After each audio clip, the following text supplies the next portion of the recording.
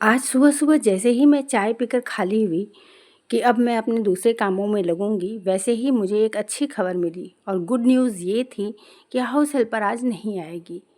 दोस्तों, ये वीडियो 15 अगस्त का है। जी हाँ, तो 15 अगस्त के दिन सभी आज़ादी मना रहे थे और हमारी हाउस हेल्पर भी आज़ादी मनाने के लिए छुट्टी कर ली। तो उसने फ़ोन कर दिया। ये तो बहुत अच्छा किया कि बता दिया उसने, और नहीं तो हम इंतज़ार ही करते रह जाते, है ना?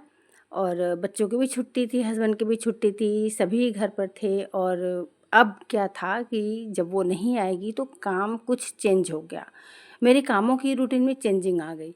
तो सबसे पहले मैंने भगवान का पूजा पाठ, ठाकुर जी का काम निपटाने का ही प्लान बनाया कि सबसे पहले ये काम ख़त्म कर लूँगी, तो मुझे राहत रहेगी और अपने कामों में एडजस्टमेंट मैं कर लूँगी। तो अपने किचन और घर के कामों में एडजस्टमेंट करने का तो हैबिट ही है, वो तो हो जाएगा आसानी से, पर ये काम सबसे ज़रूरी है। तो ठाकुर जी का काम ख़त्म करने के बाद आ गई किचन में और पहले अपने बर्तनों को मांजा और उधर बेटी को बोल दिया था कि घर में तुम झाड़ू लगा लेना। तो बच्चों का तो होता है ना कि एक बार बोलने पर वो नहीं सुनते हैं, जब तक 2-3 बार नहीं बोला जाए।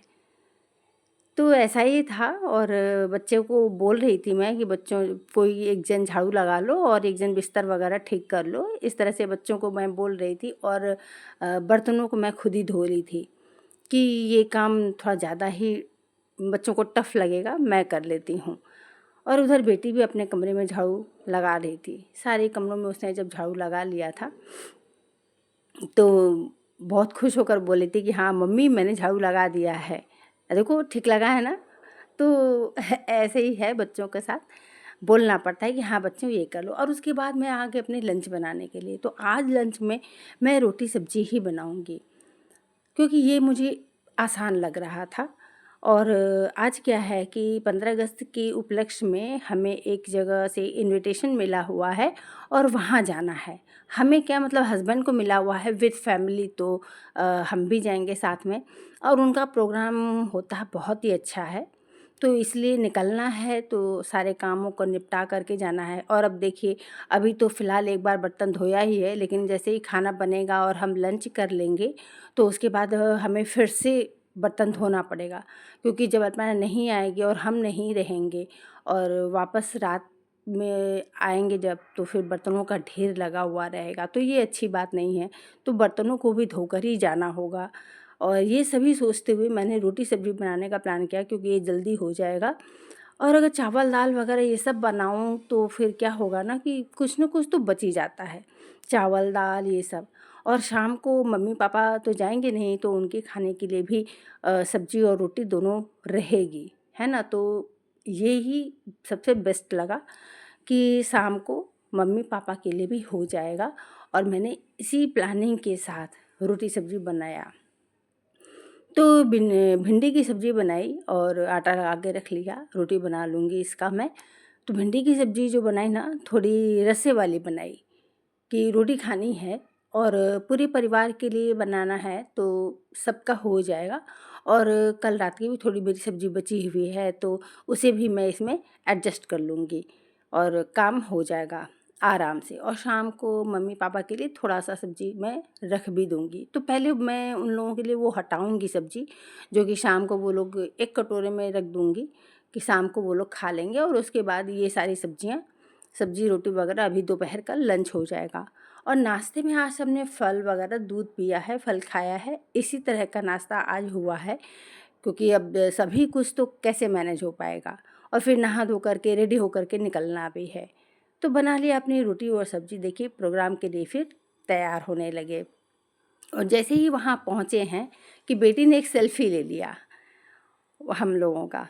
और देखिए, अब प्रोग्राम हॉल में पहुँच चुके थे, तो उनकी ये 25वीं एनिवर्सरी थी और उन्होंने मतलब उनके संस्था की, और 15 अगस्त के दिन ही मनाने का उन लोगों ने डिसाइड किया था। तो बहुत ही अच्छा प्रोग्राम था और वहाँ वेलकम किया जा रहा है सभी का। मुझे तो इतना अच्छा लगा, मतलब मैं हर साल जाती हूँ, बट क्या है ना कि हर साल कुछ नया होता है। हर साल ही एक नया तरीका होता है, एक नई चीज़ें वो लोग दिखाते हैं। मतलब बहुत तरह तरह की चीज़ें। और ये छोटे छोटे बच्चे जो हैं वो अपना प्रोग्राम दिखा रहे हैं। तो जो छोटे बच्चों का जो प्रोग्राम होता है ना, बहुत ही अच्छा लगता है। फ्रेंड्स, आप लोग सिनेमा हॉल में पिक्चर देखने जाते हैं, फ़िल्म देखने जाते हैं तो एन्जॉय होता है ना? लेकिन कभी-कभी इस तरह के प्रोग्राम में भी जाएँ तो, और लगभग जाते भी होंगे अपने बच्चों के स्कूलों के प्रोग्राम में। ये भी एक स्कूल है, असेंबली ऑफ गॉड चर्च। तो ये हमारे कोलकाता में पार्क स्ट्रीट में पड़ता है, असेंबली ऑफ गॉड चर्च। इनकी बहुत बड़ी संस्था है, बहुत बड़ा ऑर्गेनाइजेशन है। तो कई भाषाओं में इनके ये ब्रांचेस चलते हैं। और ये देखिए इनकी वेलकम टीम टीम है, मतलब इतने लोग पूरे क्वायर में ये लोग गाना गा रहे हैं। एक वेलकम सॉन्ग है इनका, और इतने लोगों का क्वायर है, सोचिए कि मतलब कितनी बड़ी टीम है इनके पास। मुझे तो बहुत अच्छा लगा, बहुत कुछ सीखने को मिला ऐसी जगहों पर जा कर के। और यहाँ ना बहुत सारे संघ संस्था के लोग भी आए हुए थे, जिनमें से कइयों को तो हम लोग भी पहचानते हैं, काफ़ी पुरानी जान पहचान है और जाने पर सबसे मिलना जुलना भी हो जाता है।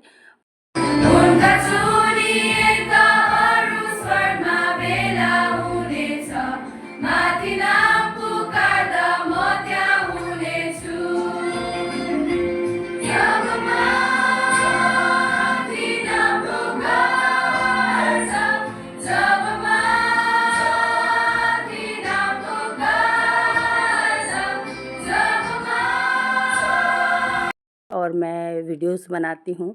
जनरली यहाँ पर देखिए प्रोग्राम चल रहा है ना, तो सभी लोग वीडियोस बना रहे हैं, कोई फ़ोटो खींच रहा है, तो मैंने भी बना लिया। और पर ये नहीं पता कि मैं यूट्यूब में डालूँगी इसे। और क्या है ना कि अभी देखिए मेरा चैनल तो छोटा है, और लोग यही कहेंगे कि हाँ, क्या करती हैं, क्या बनाती हैं, जो भी है कुछ भी सोच सकते हैं। तो मैंने बोला ही नहीं है ऐसा कुछ। लोगों से भेंट भी हुआ तो मैंने नहीं कहा उनसे ऐसा, क्योंकि जब आप स्ट्रगल कर रहे होते हैं ना तो लोग समझते नहीं हैं। जिस दिन आप मुकाम में पहुंचते हैं तो उस दिन लोग समझते हैं। और देखिए ग्रेट फुटबॉलर श्याम थापा जी को भी वहाँ पे सम्मानित किया जा रहा है। तो ऐसा ही होता है। और दोस्तों, मेरा चैनल तो भी छोटा है और आपका सपोर्ट मेरे लिए बहुत ज़रूरी है। अगर आप सपोर्ट करेंगे तो मेरा चैनल भी बड़ा हो जाएगा।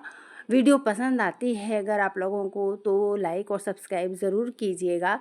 आपका लाइक और आपका सब्सक्राइब मुझे एक उम्मीद देता है आगे बढ़ने की। और देखिए श्याम थापा जी अपने बारे में कुछ स्पीच भी दिए हुए हैं, वहाँ पर दिए कि मतलब उनका जर्नी कैसा रहा फुटबॉल का, जो वो इतने बड़े फुटबॉलर बने, तो उनकी जर्नी, अपनी लाइफ की जर्नी के बारे में उन लोगों ने कुछ बताया। और ये एक छोटा सा नाटक, देखिए 3 जन का नाटक है, लेकिन इतनी बड़ी शिक्षा दे गया ये नाटक कि अपने बच्चों को कैसा माहौल दें, अपने बच्चों की परवरिश कैसे करें।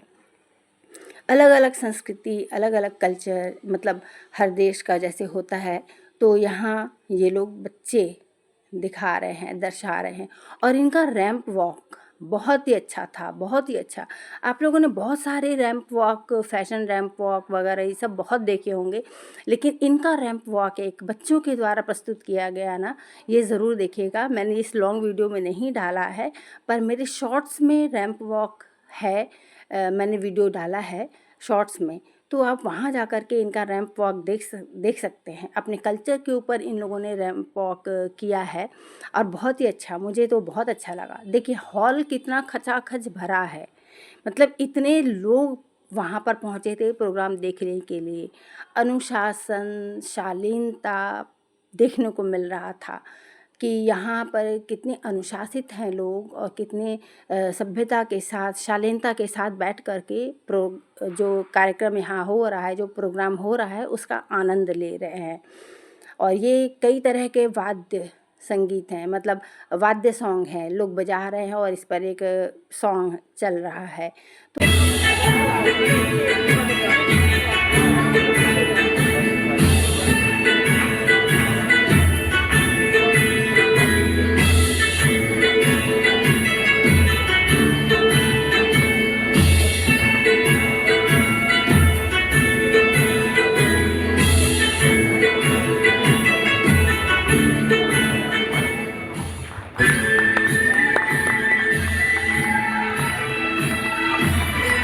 और इसी के साथ देखिए इन लोगों का प्रोग्राम ख़त्म होता है। तो प्रोग्राम लगभग 3 घंटे का था, 5 बजे से लेकर के 8 बजे तक, लेकिन 4 बजे से ही इन्विटेशन था कि आप सभी लोग आ जाइएगा। तो हम लोग भी उसी हिसाब से पहुँचे थे और बहुत ही अच्छा लगा। उसके बाद देखिए हम लोग चले गए खाना खाने के लिए कि भाई लेट हो गया है और बाहर से ही खाना खा कर चलते हैं। तो दोस्तों मिलते हैं फिर अगली वीडियो में।